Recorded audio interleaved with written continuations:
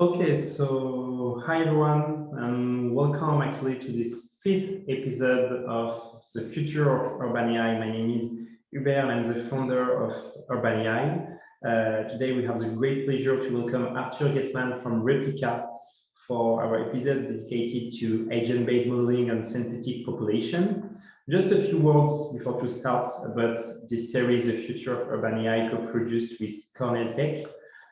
So basically what we are doing is exploring several possible futures of urban artificial intelligence with worldwide experts.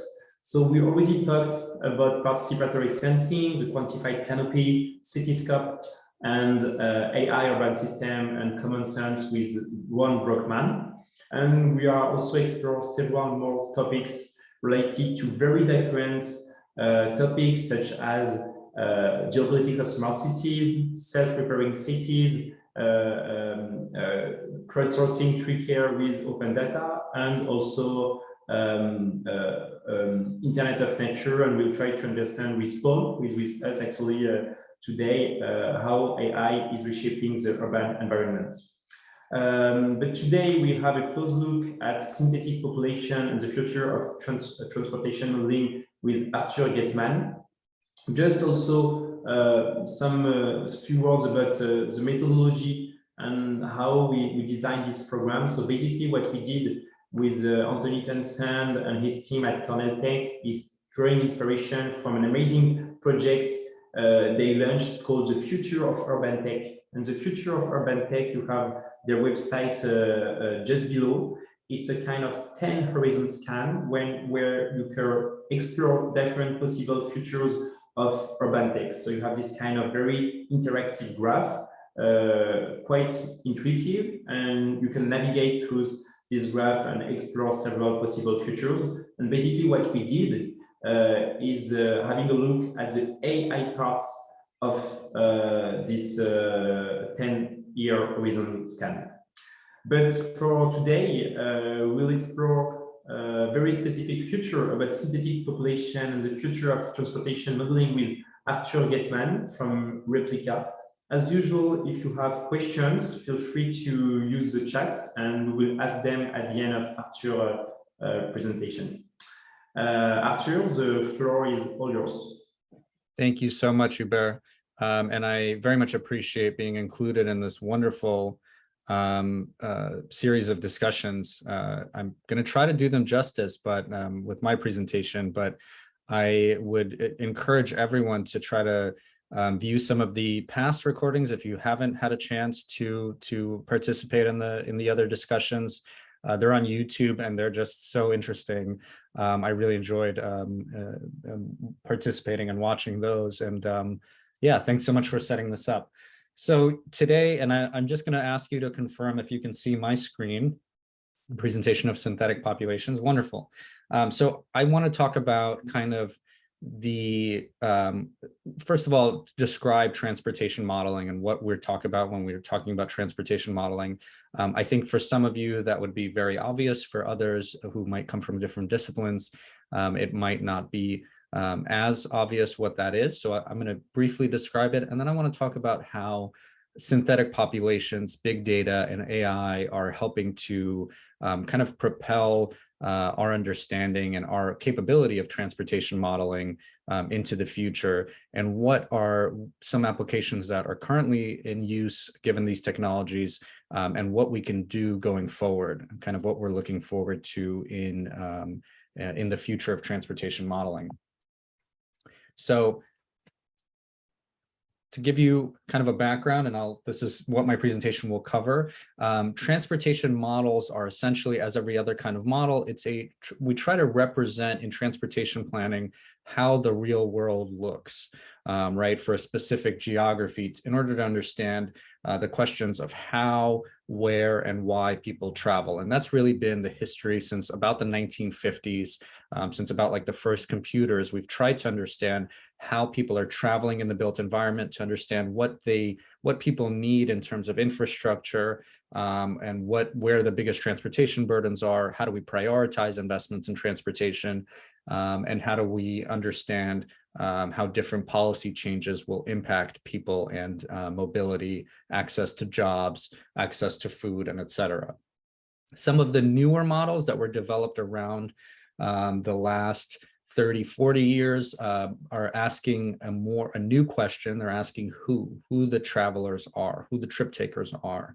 And really the question of who is a more granular question of why, right? It's kind of getting at what these trips are and why they might be taken based on who trip takers are. And this is kind of a newer relationship.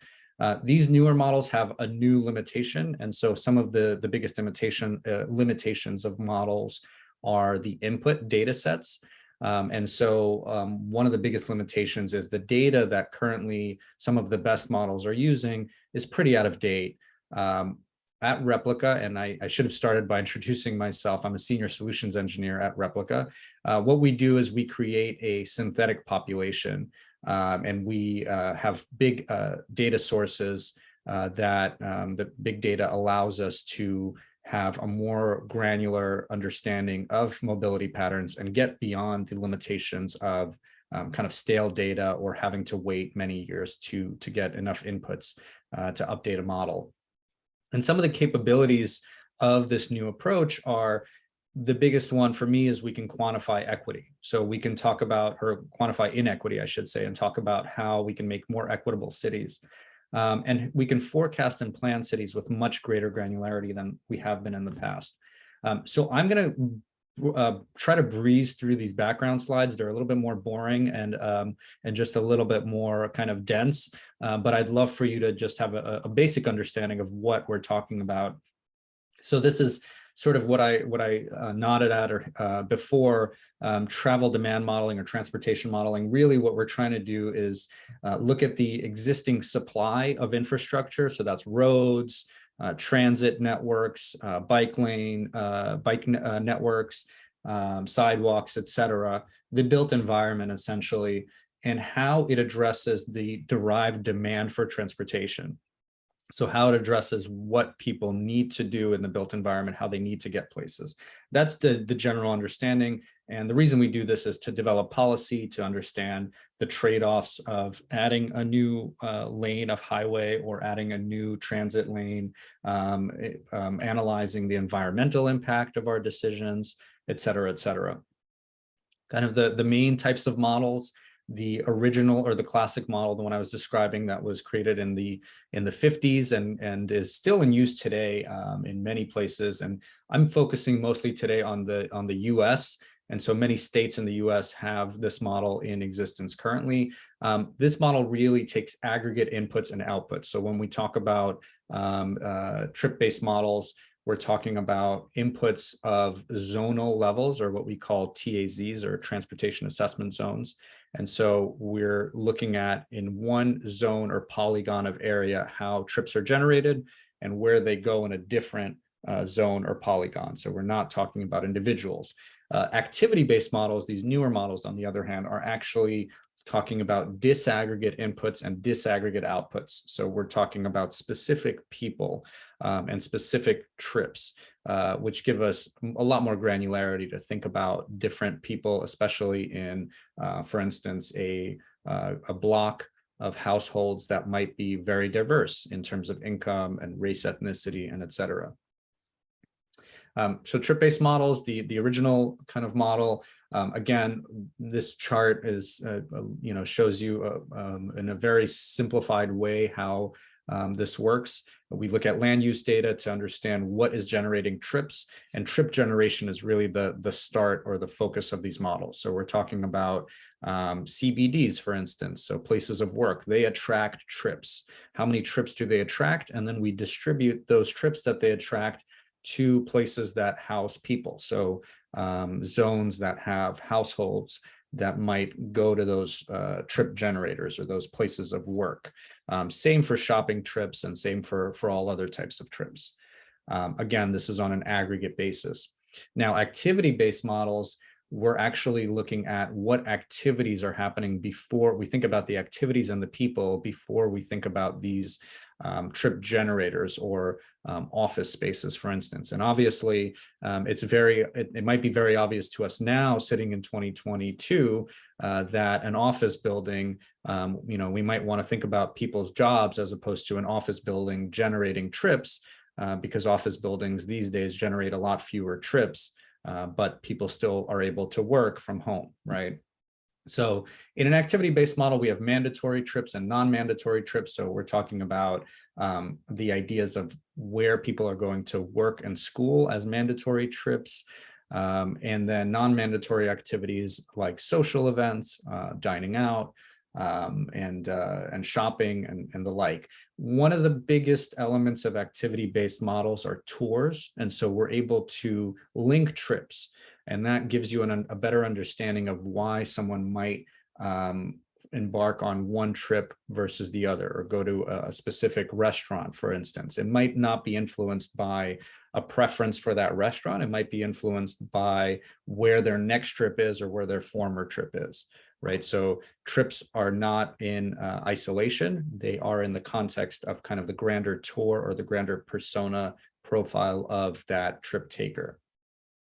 And for both of these models, the way they generally work is, once you have an understanding of where people are going, you assign these trips on the network links, and then you see how congestion plays out, right? If everyone's taking the shortest route between A and B, you then rerun the model to reassign trips along the second shortest network, because people are trying to avoid congestion, right? So even though a highway might be the fastest way for you to drive to where you're going, once it's congested in the AM peak, you're going to start to take local roads, right? And so both of these models try to work out that interaction that real people have with the built environment.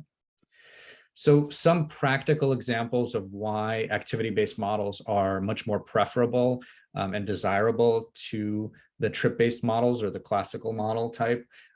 These are a couple of really important use cases that ABMs solve. So for instance, congestion pricing, right? Those of you that understand the idea that our inner cities, we might want to tax vehicular activity there in order to alleviate congestion and allow for more walkability in our cities. So ABMs allow you to track how different households would react to a toll, for instance, like how much are they willing to pay? How far are they willing to deviate from their original route based on their specific household characteristics, like vehicle ownership and income, and et cetera. There's more granularity in mode choice. So for instance, if again, a household owns one vehicle, we can understand that if one person is using that vehicle for one trip, another person is not able to access that vehicle anymore, right? So there's that kind of very granular interaction intra-household. There's also, as I mentioned, the disaggregation. So another example of this is when we install or propose a new bike lane, we can start to think about not how that bike lane might benefit the overall universe of that city, but specific people, how that bike lane might benefit lower income people that rely on bicycles to access jobs versus higher income people that might only use that bike lane for recreation. So we can begin to do some quantification of that specific use case. And then, as I mentioned, touring.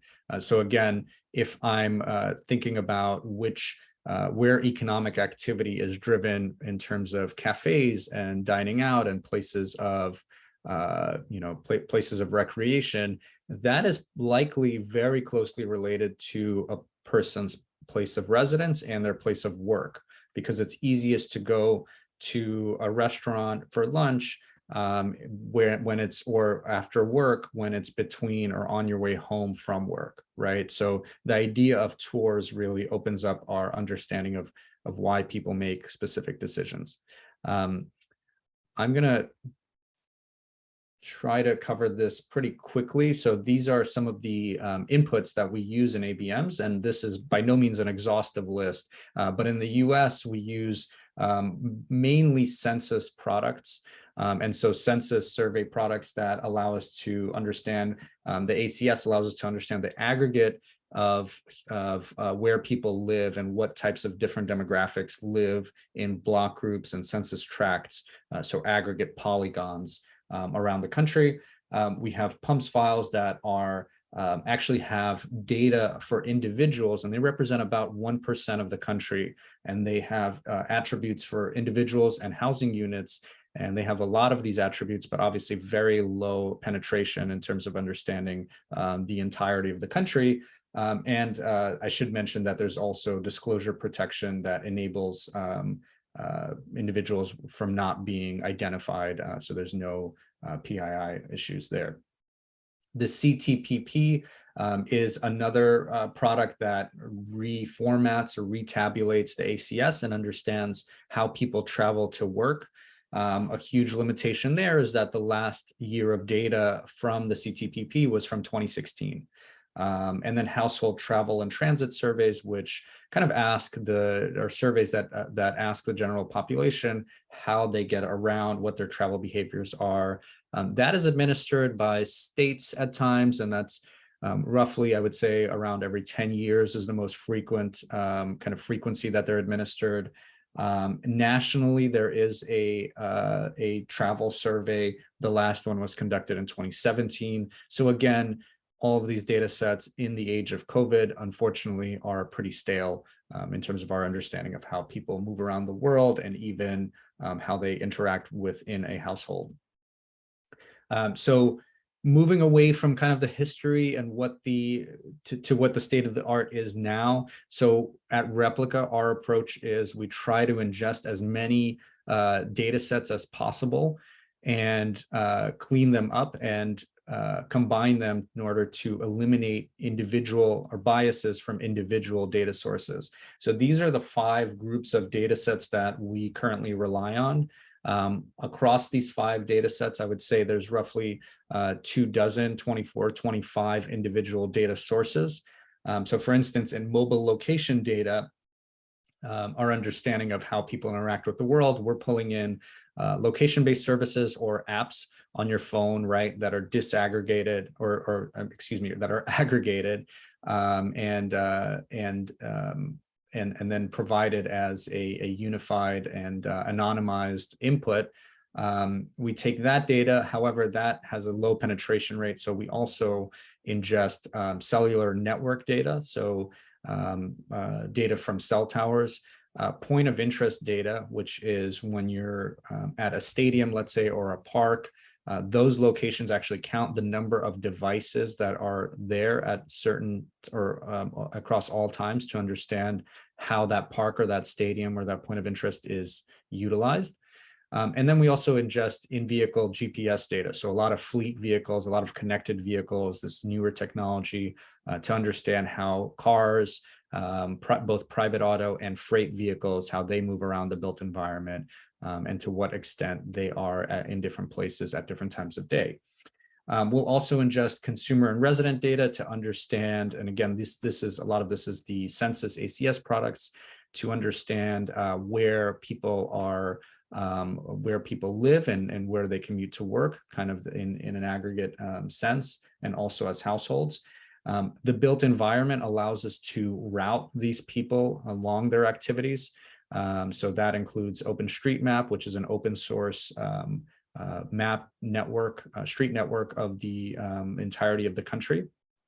And so people can frequently add changes as soon as there's a new bike lane that appears. That's a change that can be added. Along with GTFS feeds, so we ingest transit feeds from across the country and other built environment inputs.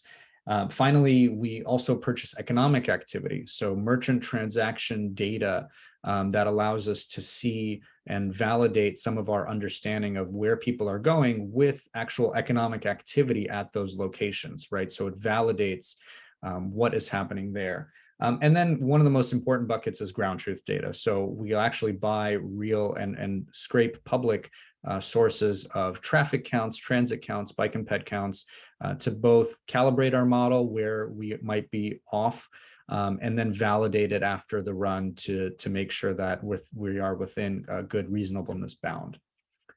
And this is kind of what I was talking through. This is a kind of representation of the entire process. So the first thing is, again, census data, consumer marketing data allows us to produce a synthetic population. Now, what do I mean by synthetic population? This is essentially population that when you look at a block group, or when you look at a census tract, or the smallest polygon that's available for census data for our count data of different demographics, synthetic populations will match that data, or our synthetic population matches that data. So for a set of blocks across the country, we will match the percentage of them that are senior citizens, the percentage of them that are that identify as female or that are lower income. The synthetic population matches those in aggregate.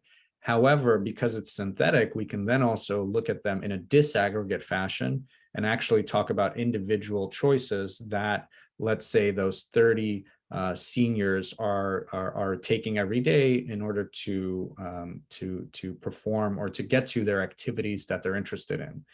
So whether that be a choice of restaurant and how they get there, or visiting their grandkids, and et cetera, right? So, and this both allows us to preserve their privacy, but also plan and understand how they're using the built environment and plan accordingly. The processes that take place after the synthetic population are really important as well. So we do a lot of geospatial processing to understand the built environment. We also have a router, and then we have a number of machine learning models that take all of our cellular, all of our data points, and produce kind of the outputs with the built environment. And I just want to briefly cover them. So there's an activity sequence model that determines the activities of a simulated person's day, including both recurring activities and one-time activities. There's a location choice model that determines actually the location that they would go to for those activities. And then finally, a mode choice model that will show you which mode they chose for those activities. Hubert, did you have a question? I saw your hand raised. No, it was just to let you know that you did 20 minutes. Okay, so I'm very, very slow. Thank you for that. I appreciate it. I love to talk, and I'm getting through.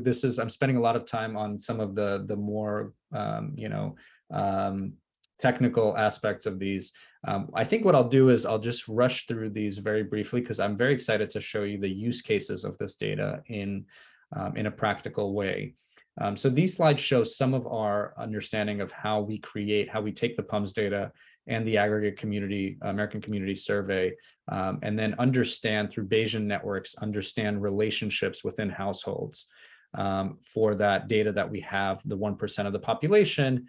And then we run that model iteratively about 100 times to then aggregate to the census block groups to then understand each individual household or create a synthetic household for each individual census tract. That's how the synthetic population is created. We have a persona trainer that then understands device pings and vehicle pings and point of interest data. And then with that data and about 3 months of it per device will generate a typical home, a work location, school location. Again, this is pegged to the built environment. This is validated by economic transaction data and models essentially a typical day of a person, both a weekday and a weekend. This is another representation of how the model works. So again, we're doing from left to right, we're taking these persona models and coupling them with the synthetic population.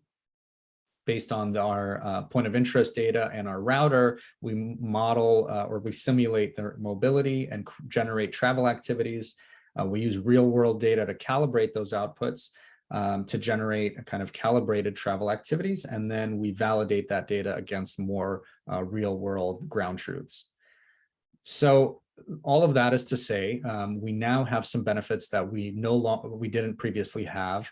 The biggest of those is that this is disaggregated data. So we're studying specific segments of the population to understand their burdens, what issues they might have, what trip purposes they're embarking on, and why they need to take those trips. However, this data is not linked to anyone. We don't ingest any PII, and we don't estimate any PII, and we go through hoops to make sure that there's no personal identifiable information that anyone can back into. And all of this data is in near real time. So we can react to the built environment and to natural disasters such as Hurricane Ian or the COVID-19 pandemic.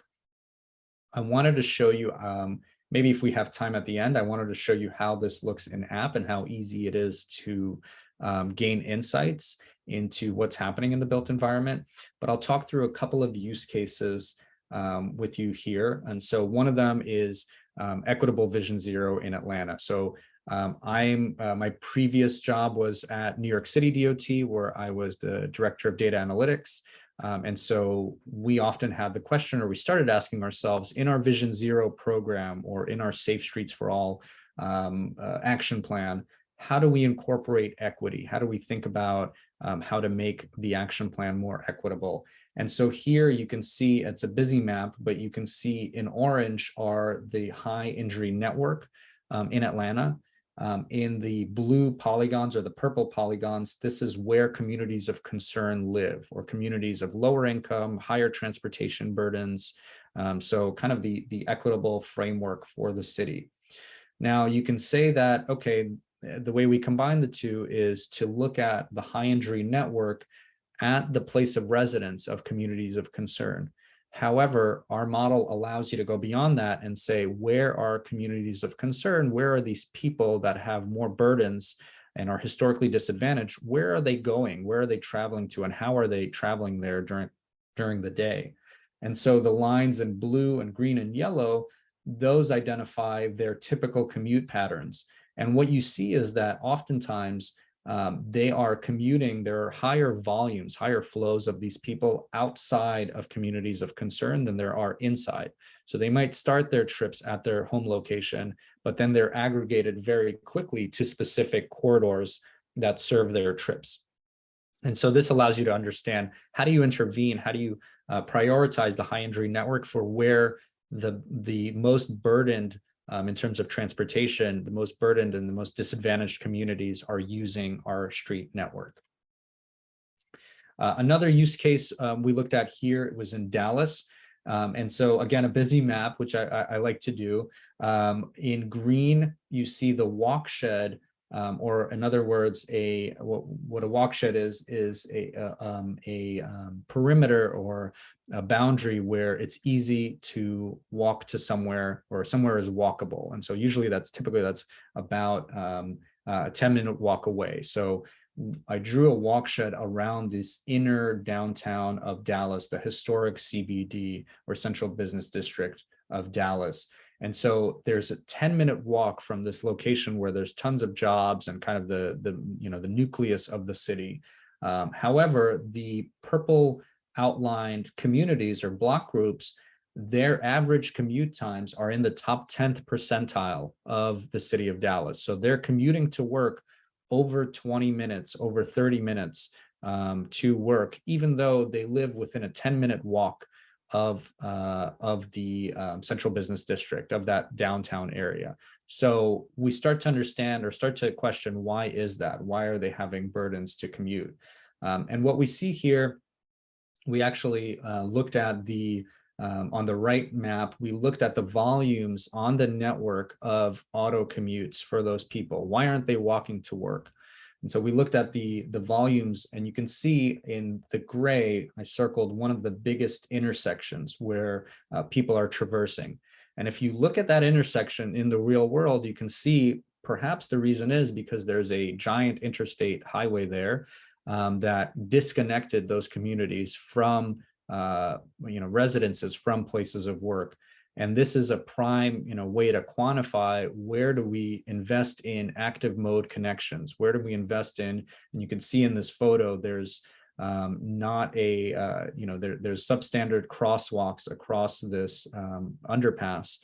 It's not well lit, right? So it could present some potential it implies, kind of dangerous interaction if people might be scared of going into a dark underpass. There's no bike infrastructure, even though you can see a bicyclist here. So this is a prime understanding of how someone like me who might have a bias or a very little understanding of Dallas can very quickly see where some of the biggest problems or hurdles are for some of the most vulnerable road users. I want to talk about one or two more use cases, and then we're going to jump out into questions. I know I'm taking a lot of time here. I'm sucking up a lot of the air. One of the other use cases that I really like is with our economic activity, we can see how retail spending has changed throughout time, throughout the before and after the or I should say before the pandemic and in the new normal period. And what you see on the map to the right is how truck activity, so freight activity per 100,000 of retail dollars of retail spending has changed over time. I know that might be a lot to think about, but essentially the red areas on this map post-pandemic or since the start of pandemic have gotten a lot less efficient in terms of delivering goods for retail purposes. And this is a phenomenon that we were able to quantify based on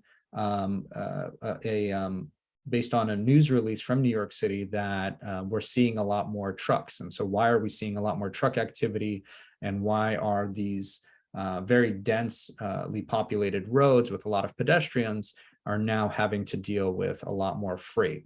So we can begin to monitor kind of what is happening in the freight industry and how it's really lack of responding to the pandemic in a smart way. Finally, and this is a top of mind in a lot of places in the States these days, we're doing EV charger siting with our current administration in the federal government. We're receiving a lot of grants to install EV charging sites or electric vehicle charging sites. And we can finally look at them in an equitable way. So where are lower income households? Where are they traveling? Or where are more lower income households that use vehicles more often, use private auto more often? And where are there higher levels of localized pollution? So localized emissions are the highest in what neighborhoods? These are the neighborhoods where we can begin to target EV charging sites. You can see on this map in the yellow points, you can see that those are the existing charging sites in LA County. And so in LA, some of the charging sites exist in the highest income areas, and those are represented by the dark blue, and not where people are traveling in autos necessarily, which are the dark red lines, and not where lower income households live, which are often where some of the more localized pollution is happening. This is actually another great use case where New Jersey Transit is reconfiguring their service based on a recommendation from TMD.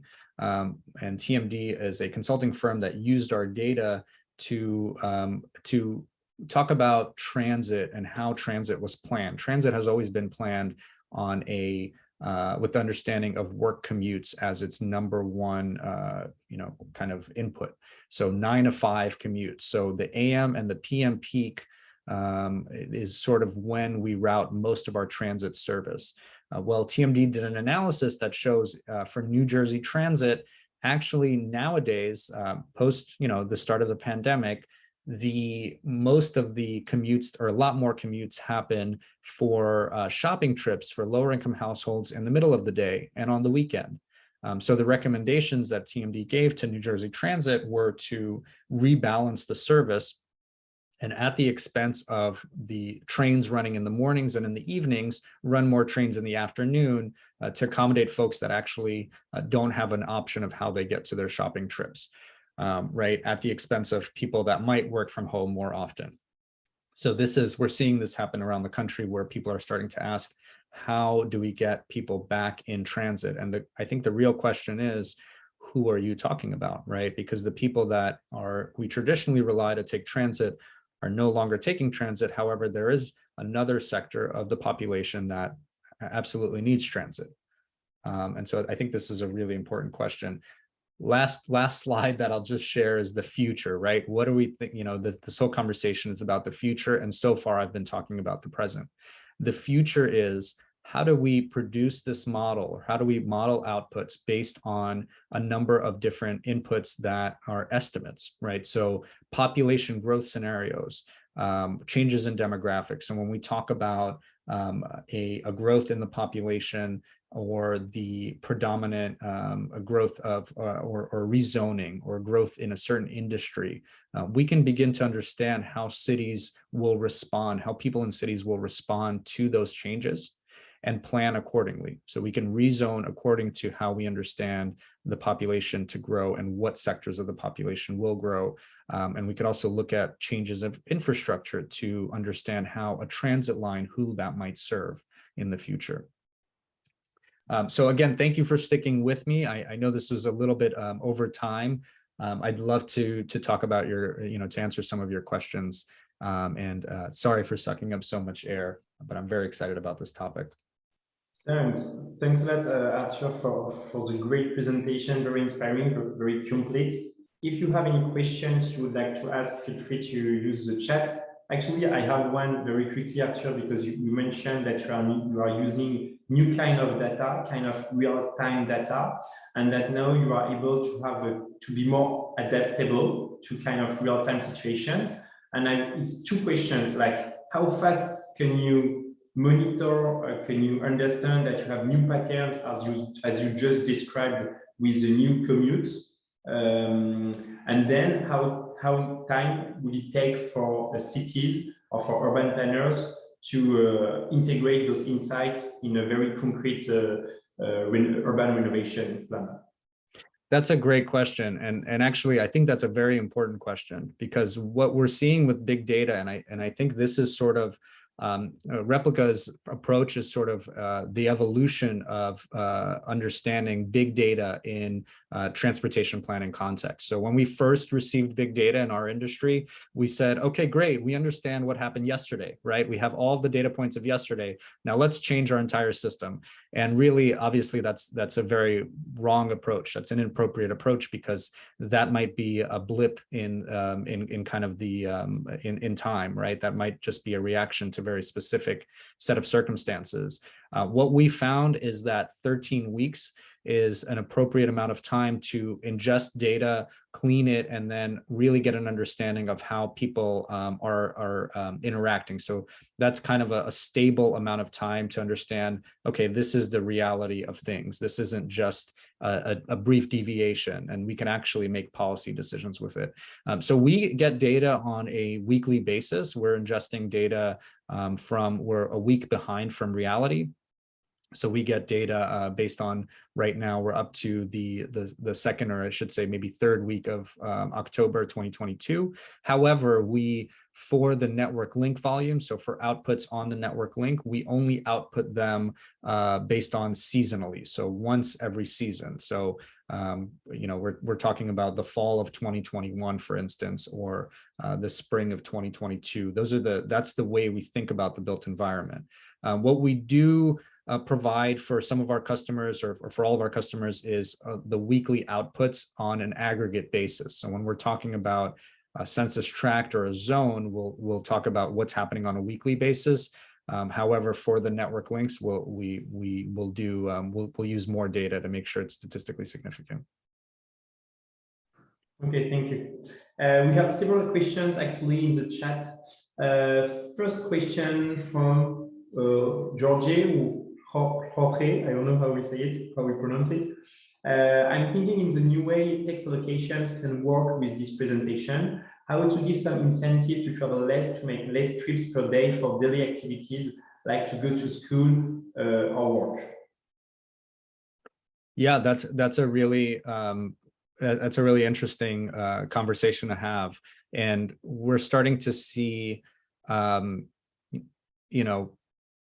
certain communities and in the US, states are starting to think about specifically how to transition from a gas tax to, with the onset of electric vehicles, how to transition to a fee per mile traveled, right? So we can we're starting to calculate who are the people that would stand to benefit from that sort of structure, and who are the people that would hurt most from that. What people have to travel because they might not have the option to, and what people can avoid traveling.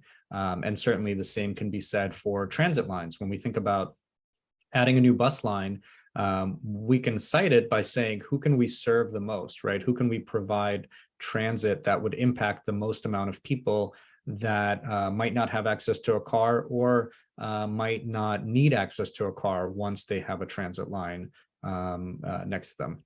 So that's another great discussion, is how to allocate taxes. Okay. Thanks, Arthur. Nathan, you're raising your hand. Is it for a question or? Yes. Yeah, okay. Please go ahead. Thank you, Hubert. Hi, Arthur. Very interesting presentation. Very inspiring. So I did have a question regarding the synthetic data that you use. So you've mentioned that you actually have personas to kind of simulate a typical, person behavior, and then you actually use real data to calibrate these things that you do with synthetic data. So on our end, our company, we work with municipalities, and customers are usually reluctant to use synthetic data because they are not sure how these data is going to react to extreme events. And I remember you mentioned situations like COVID, or hurricanes could happen. So do you have any sorts of tools to make sure that your personas are, how do you account for the variability in how your personas, synthetic personas, are going to react to extreme events that may or may not have happened before?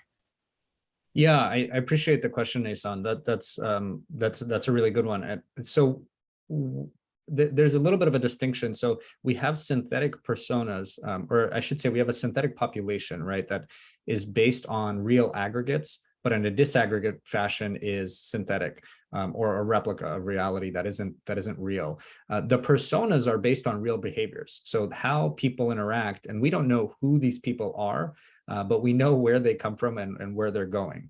And so based on where they're coming and from where they're coming and where they're going, and in a local way, in a specific location that's hyper-local, we can attribute those behaviors to personas. So what we're beginning to do is see how those personas interact with, as we get more time, more history in our data, we can see how these personas interact with how real people interact with disasters and extenuating circumstances, like natural disasters, like pandemics and things like that. And that is factored into our outputs, or our, I should say, our mobility patterns for the synthetic population. So it's based on real interactions.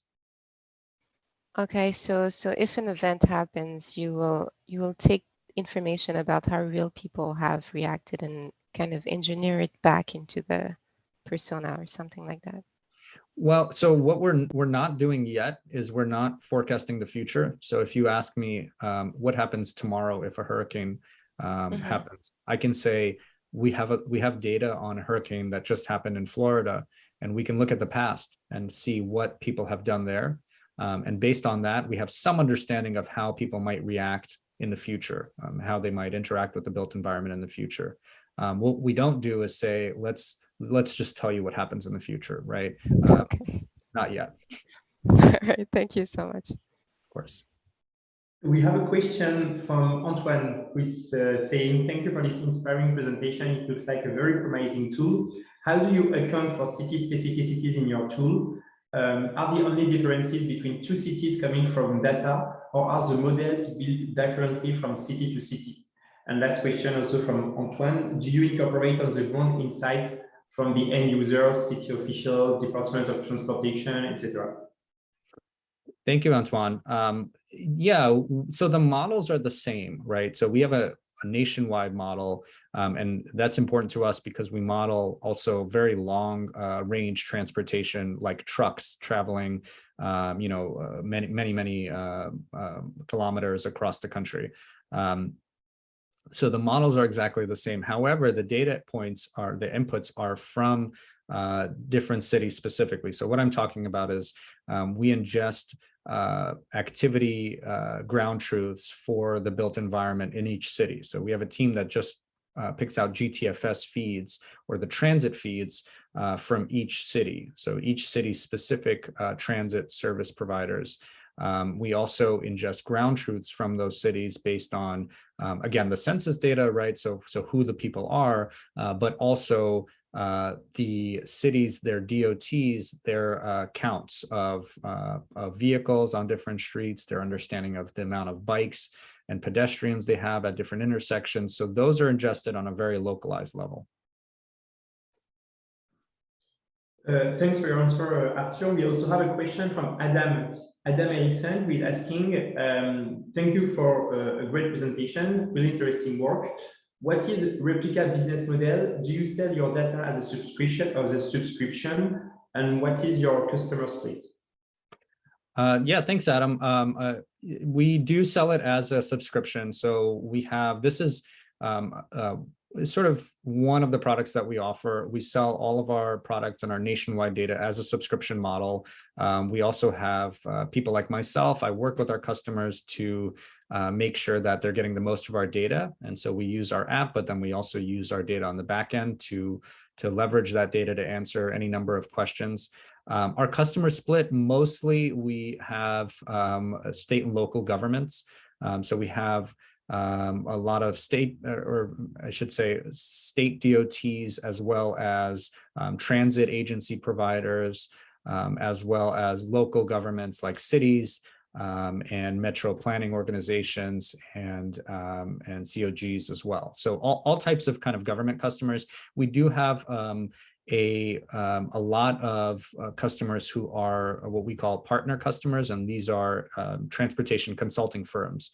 So the majority of transportation consulting firms in the country, in the US, are also customers, and they use our data and we use it with them. And so New Jersey Transit was one example of that. And then we have some private customers as well, who are using the data to understand how changing the built environment, what implications that might have. So that's a smaller sector, the private side, but there are some customers as well. We have a question from Shen. Actually, thanks for asking this question, Shen, because I also had it in mind. So first, thank you for the great presentation. Would you please talk a bit more about the freight mobility simulation? And maybe another question related to this one, like how can we use your data to optimize, for example, urban logistics? That's a great question. And I love that question. So yeah, we ingest for freight. It's kind of actually a different model. So what I'm talking about is, the main presentation about synthetic population. This is how we identify how individuals interact with the built environment, how individuals move around for specific purposes they might have. Our freight model is actually different. And so it ingests data that's specific to vehicles. So we don't think about individuals for freight. We don't think about who the drivers are. We think about who the vehicles are, or I should say, what the vehicles are and where they're going. So we have tours for freight activity. So similar to people, but for a vehicle. So a vehicle might stop somewhere. And we get a lot of questions about like dwell times for trucks at rest stations, or stopping times in cities to unload and things like that. And so what we ingest is a lot of in-vehicle devices for trucks that actually identify the size of the truck as well. So we have some understanding of how big the truck is and whether there's local deliveries, like for local delivery trucks to private households versus bigger freight that moves farther around the country. And what we're starting to see, to Hubert's question, is and we actually have some private customers around this that are trying to disrupt the freight industry and really think about how to provide alternative freight delivery services in urban environments, right? And so we can begin to model where the most inefficient freight activity is. So where does freight activity take the longest per kilometer, right, or per mile. How inefficient can freight be, or where is the most inefficient freight, to begin to think about alternative models for freight or for delivery of goods. Okay, thank you, Arthur. We have a question from Hussein, who is asking, given that mobile data can be expensive to acquire, have you explored alternatives for creating activity-based data sets that rely only on publicly available free data? Yeah, thanks for saying. So I think that's generally the state of the art for some of the public activity-based models. They rely on, I should say, they purchase some count data, so they'll go out and get counts at on streets of vehicles and people. We find that we do ingest all of the publicly available data that we can get. We find that helps in validating and calibrating our model more than anything. And so I think that what we're doing is a little bit more involved than just publicly available data sets. Oftentimes publicly available data sets, sadly, and this is just the state of, I think, funding and just the sort of political appetite for investing in data. Often they're pretty stale. So a lot of the data sets that we have available currently might be from, and in fact, most of them are before the pandemic, before 2018. And so it is reliable to some degree, but in some places, it's just not enough to say anything statistically significant. And to conclude, we have a question still from Jorge. Is there some resources from Replica to try? So if yes, maybe Asher, maybe could you share it on the chat, if it's like blog or I don't know, open tools? Absolutely, and I think my colleague Asher is on the is in the presentation. I would love to share with you. We have a blog on yep, thank you, Asher. So replicahq.com/blog, where we do a number of use cases. So EV charging sites, citing equity in transit, the Safe Streets for All or Vision Zero use case. So all these sorts of use cases are up on the blog.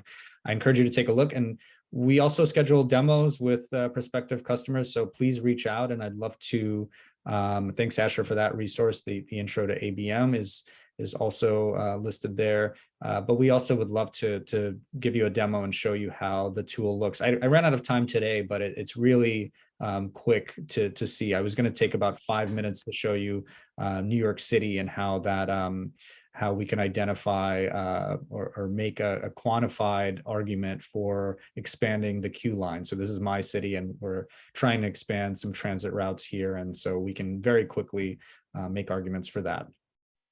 Actually, Arthur, I have a maybe very last question about your vision about the future of transport modeling. Do you think that the new data you described, like data, localized data, etc., will be more important than traditional data, like surveys, all this kind of data? Do you think that in an incoming future, we could only use those kind of real-time data, or will it always be complementary from traditional databases? Yeah, that's a great question. And so I think that it's complementary, I would say, in a nutshell, right? So travel surveys are very useful. They're very important data sets. They're real data, and anytime that we can create or gather more data from the real world, I think that there's no way to say no to that, and we should certainly not eliminate that. However, I think what we're seeing, especially post-pandemic, is that the world is changing in very quick ways. And unfortunately, we're not reacting fast enough to gather that data for very specific purposes.